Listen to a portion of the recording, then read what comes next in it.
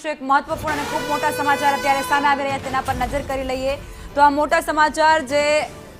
સામે આવ્યા પશ્ચિમ બંગાળમાં ફરી એકવાર ભાજપ અને ટીએમસી વચ્ચે રસાકસી ભાજપ 137 ટીએમકે 124 પર આગળ ચાલી રહ્યું છે ત્યારે અત્યાર સુધીમાં 266 બેઠકના આ પરિણામ એ રૂઝાન સ્વરૂપે સામે આવી ચૂક્યા છે જેમાં ભારતીય જનતા પાર્ટી એ આગળ છે પરંતુ ભાજપ અને ટીએમસી બંને વચ્ચે અહીં ટક્કર હોય તેવું સ્પષ્ટપણે લાગી રહ્યું છે કારણ કે ટીએમસી પણ 124 બેઠકો હાંસલ કરી ચૂકી છે 293 બેઠકો છે 266ના પરિણામ રૂઝાન સ્વરૂપે અત્યારે સામે આવ્યા છે ભાજપ અને ટીએમસી બંને વચ્ચે અત્યારે ટક્કર જોવા મળી રહી છે આ જે ટક્કરનો અત્યારે સિનારીઓ સામે આવી રહ્યો છે આંકડાકીય વિગતોમાં કિંજલ તમને શું લાગી રહ્યું છે આજથી દશકા પહેલાની વાત કરીએ તો એક દશક પહેલા પરિસ્થિતિ એવી હતી કે બીજેપી કે કોંગ્રેસ બંને જણા ત્યાં ક્યાંય પિક્ચરમાં નહોતા પશ્ચિમ બંગાળમાં માત્ર ટીએમસીનું રાજ્ય હતું અને સંપૂર્ણ બહુમતી જીતી હતી એટલે સમાંતર પરિસ્થિતિ બીજેપી અને કોંગ્રેસ બંનેની હતી ત્યારબાદનો દશકો આપણે જોયો છે કે સતત બીજેપીએ જે ત્યાં કામ કર્યું કોંગ્રેસે શું કર્યું ઇન્ડિયા એલાયન્સ કર્યું પહેલા એમની સાથે ઊભા રહ્યા પછી અત્યારે હવે એલાયન્સમાં હોવા છતાં બધી બેઠકો ઉપર પોતાના કેન્ડિડેટ ઉતાર્યા તો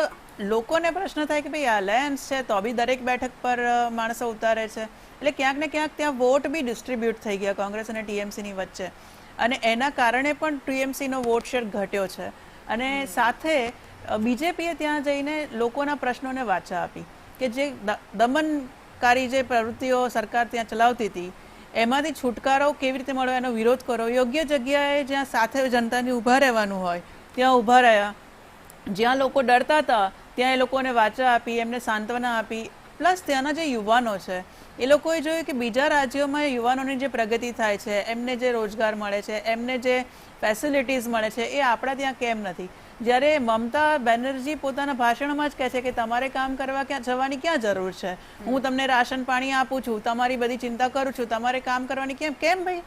યુવાનોને રોજગારની જરૂર નથી એમને આ દુનિયા સાથે કદમથી કદમ મિલાવીને આગળ વધવાની કોઈ જરૂર નથી મહિલાઓને કોઈ ખાલી તમારા 1500 કે બીજી કોઈ પાર્ટી 3000 રૂપિયા આપે એની પર આધારિત રહેવાનું છે એમને કોઈ આગળ પ્રગતિ કે ગ્રોથ નથી કરવાની હવે વિકાસના કામો પર ઓછી અને રેવડીઓ ઉપર વધારે લડાઈ રહી હોય તેવું અત્યારે લાગી રહ્યું છે રેવડીઓને જનતા નહીં ગાંઠે આજની જનરેશનને જે પાર્ટી પ્રોમિસ આપશે કે અમે પ્રગતિ કરી શકીશું તમને વિઝન આપી શકીશું નેતૃત્વ આપી શકીશું અમારી નિયત સારી છે અમારી નીતિ સારી છે નિયત નેતૃત્વ અને નીતિ જે પાર્ટી બતાવી શકશે માત્ર એ જ પાર્ટી ચાલી શકશે આમાં પરિવર્તન બીજા રાજ્યોમાં આપણે જોઈએ છે ક્યાંક પરિવર્તન પણ આવે છે પણ જેનઝીની જે હમણાં વાત કરી એ માત્ર પરિવર્તન માટે વોટ નથી આપતી એ કોણ તમારું કામ એકદમ ઠોસ રીતે કરી શકશે કઈ સત્તા કઈ પાર્ટી તમારે જેને કહેવાય રાષ્ટ્રની વાત કરશે કોઈ એની નિયત સારી છે અમને પ્રોગ્રેસિવ ક્યાં આગળ લાગે છે અમારું ફ્યુચર આ બધા પાસાઓ જોઈ વિચારી અને જેનઝી વોટિંગ કરે છે ને જ્યારે કરે છે ત્યારે તોતિંગ કરે છે વિશ્વાસથી કરે છે જી કિંજલબેન ફરી આવીશું ફરી ચર્ચાને આગળ વધારીશું તો આ વચ્ચે એક ઉમરેઠ